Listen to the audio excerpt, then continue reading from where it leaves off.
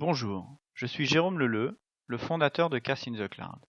Et dans ce tutoriel, nous allons voir comment créer un serveur CAS en un clic. Pour ceux qui ne le savent pas, CAS est une solution d'authentification venue du monde open source. C'est une solution vraiment sûre et reconnue. Elle est déjà utilisée par de nombreuses entreprises et universités dans le monde. C'est un SSO global qui fonctionne avec un serveur CAS central et un certain nombre de clients CAS installés dans les applications. Ces clients CAS sont faciles à installer. C'est une des forces de CAS. CAS offre également beaucoup de fonctionnalités, que ce soit l'authentification ou la déconnexion, ou même la possibilité de tester ou forcer l'authentification, et encore même un mode proxy entre applications. CAS fonctionne aussi bien pour les sites web que pour les applications mobiles ou sur ordinateur. Enfin, de nombreuses sources d'authentification peuvent être utilisées pour authentifier les utilisateurs, comme un LDAP ou une base de données par exemple. CAS in the Cloud est bâti sur CAS et se veut la solution d'authentification SaaS dans le cloud. Son objectif est de faire de CAS un meilleur produit encore, de le rendre plus fiable et plus sécurisé, beaucoup plus simple à utiliser avec une IHM permettant de configurer et de gérer complètement son serveur CAS et en ajoutant également des fonctionnalités manquantes à CAS, comme la déconnexion depuis le navigateur ou la possibilité de personnaliser complètement graphiquement son serveur CAS. Mais revenons à la promesse de ce tutoriel, créer son serveur CAS en un clic. Comme pour tout service dans le cloud, avant de pouvoir l'utiliser et donc de créer mon serveur CAS, je dois m'inscrire. Pour cela, il me suffit de cliquer sur le bouton s'inscrire en haut à droite de l'écran. Dans cette page d'inscription, un certain nombre d'informations sont demandées. Seul l'email, le mot de passe et l'acceptation des conditions d'utilisation du service sont nécessaires. Je vais donc choisir un email, casinthecloud@gmail.com, choisir un mot de passe que je garderai secret et accepter les conditions d'utilisation du service. En cliquant sur le bouton Inscrivez-vous gratuitement en bas de la page, je vais créer mon compte CAS in the Cloud. Comme indiqué, un email a été envoyé à ma messagerie pour valider l'inscription. En cliquant sur le lien dans l'email envoyé par CAS in the Cloud, je vais pouvoir valider mon compte et pouvoir ainsi par la suite me connecter. Pour me connecter, il me suffit de cliquer sur le bouton Se connecter et de saisir mes identifiants et mots de passe casinthecloud@gmail.com ainsi que le mot de passe choisi.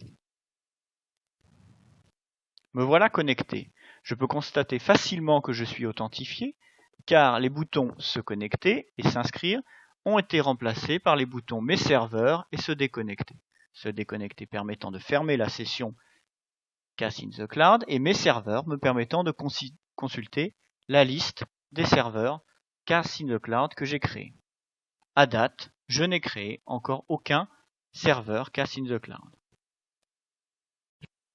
Pour créer votre serveur CAS, il vous suffit de cliquer sur le bouton Créer un nouveau serveur CAS. Dans cette page, un certain nombre d'informations sont déjà renseignées, d'autres sont à définir. Les points d'interrogation sont des aides. En cliquant dessus, une bulle apparaît vous expliquant à quoi sert le champ, quelles sont les contraintes et les différentes informations à connaître pour bien le renseigner. Pour prendre l'exemple du nom du serveur CAS, on voit que ce nom est obligatoire, que certains caractères ne sont pas autorisés et qu'il servira à créer l'URL de votre serveur CAS. Nous allons donc choisir mon serveur CAS. Pour la localisation géographique, nous avons les États-Unis ou l'Europe. Comme ce tutoriel est en français, nous choisirons l'Europe. Pour la description, champ obligatoire, nous allons choisir mon serveur CAS. Un certain nombre d'informations sont déjà remplies, comme la durée maximum de la session SSO. C'est le temps pendant lequel vous allez rester authentifié sur votre serveur CAS, au maximum. Vous ne pourrez jamais être authentifié plus longtemps. Il existe également la durée d'inactivité de la session SSO, réglable en minutes également, qui est le temps pendant lequel vous resterez authentifié sur votre serveur CAS si vous ne faites rien.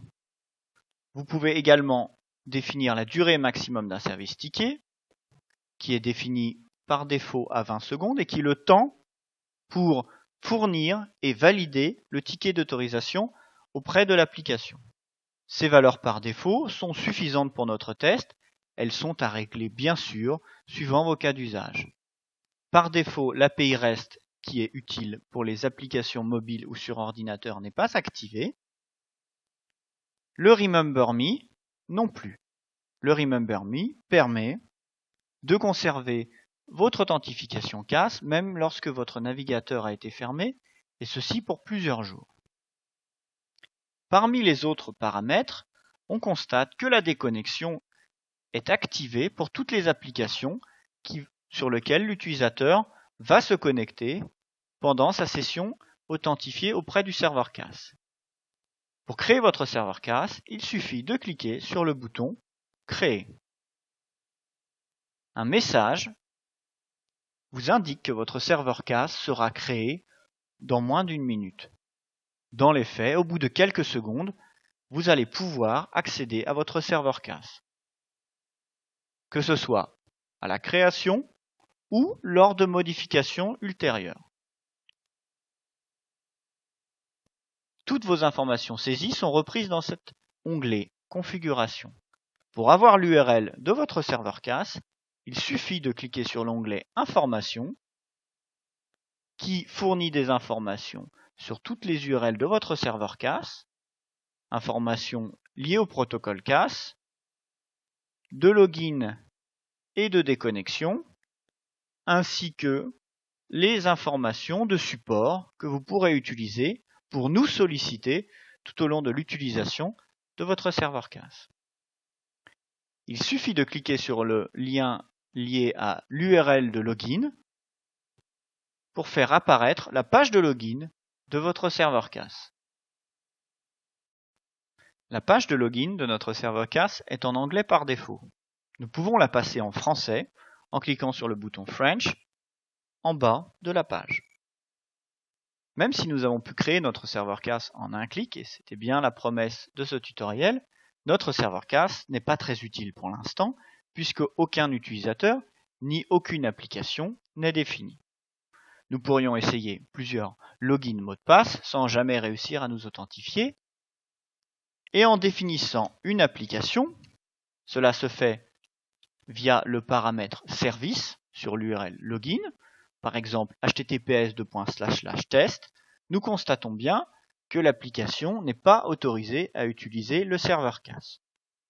On utilisera toujours des URL en HTTPS lorsque nous sommes en production pour des raisons de sécurité. Pour configurer correctement notre serveur CAS, retournons sur notre interface d'administration. L'onglet Informations nous fournissait donc les URL disponibles pour notre serveur CAS et les informations de support. L'onglet Configuration nous donne la configuration globale du serveur CAS. L'onglet Abonnement nous rappelle les informations d'abonnement, que ce soit le prix ou le trafic maximum supporté par le serveur CAS. Les onglets Authentification et Social permettent de définir la configuration en termes d'authentification du serveur CAS. On constate qu'aujourd'hui, par défaut, sur mon serveur CAS, l'authentification est réglée sur l'authentification interne. C'est-à-dire que le serveur CAS va authentifier les utilisateurs définis en interne dans CAS in the Cloud, et ces utilisateurs internes seront définis via l'onglet Utilisateur. L'onglet Service va nous permettre de définir les applications utilisées sur notre serveur CAS. Pour créer une application autorisée sur notre serveur CAS, nous allons cliquer sur le bouton « Créer un nouveau service ». Nous reprenons notre URL https //test. C'est une expression ent, cela correspond directement à l'URL, le service est activé, les autres paramètres ne sont pas utiles. Pour l'instant, nous n'utilisons pas de configuration proxy, la déconnexion est configurée par défaut. Les identifiants et attributs renvoyés lors de la validation du ticket d'autorisation à l'application seront le login et aucun attribut. Ces paramétrages, bien sûr, pourraient être changés suivant les besoins. Cliquons sur le bouton Créer pour créer l'application. Comme pour le serveur CAS, la prise en compte de cette modification prend un petit peu de temps, comme rappelé par le message « Vous venez juste de créer votre serveur CAS, modifiez votre serveur CAS, vos modifications seront prises en compte dans moins d'1 minute. » Retournons sur notre serveur CAS et actualisons-le. La modification n'a pas encore été prise en compte.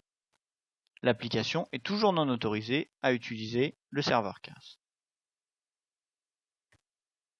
Je réactualise à nouveau et l'on voit que la configuration a bien été rechargée. L'application est maintenant supportée au niveau du serveur CAS lorsqu'elle est transmise comme paramètre service dans l'URL de login. Dans l'interface d'administration, terminons la configuration de notre serveur CAS en cliquant sur l'onglet Utilisateur. En cliquant sur le bouton Créer un nouvel utilisateur, nous créons un nouvel utilisateur. Prenons Gilles comme nom d'utilisateur. Pour le mot de passe, la saisie est masquée. Je saisis le même mot de passe que le nom d'utilisateur, mais je peux faire apparaître le mot de passe si j'en ai la nécessité. En cliquant sur le bouton Créer, je vais créer mon utilisateur pour ce serveur CAS. Aucun message n'a été affiché. Pour les utilisateurs internes du serveur CAS, la prise en compte est immédiate. Je retourne sur ma page de login de mon serveur CAS et j'utilise les informations saisies pour mon utilisateur il y a quelques instants, Gilles, et je peux maintenant me connecter. Le fonctionnement du serveur CAS est de me rediriger avec un ticket d'autorisation sur l'application pour laquelle je lui avais demandé un accès. C'est exactement ce qui s'est passé. On constate qu'on est bien renvoyé sur l'URL https://test avec un ticket st8 blablabla. Le fonctionnement du serveur CAS est correct. Retrouvez plus d'informations et de vidéos sur le site casinthecloud.com. Nous sommes là pour vous aider à réussir la mise en place de votre solution d'authentification.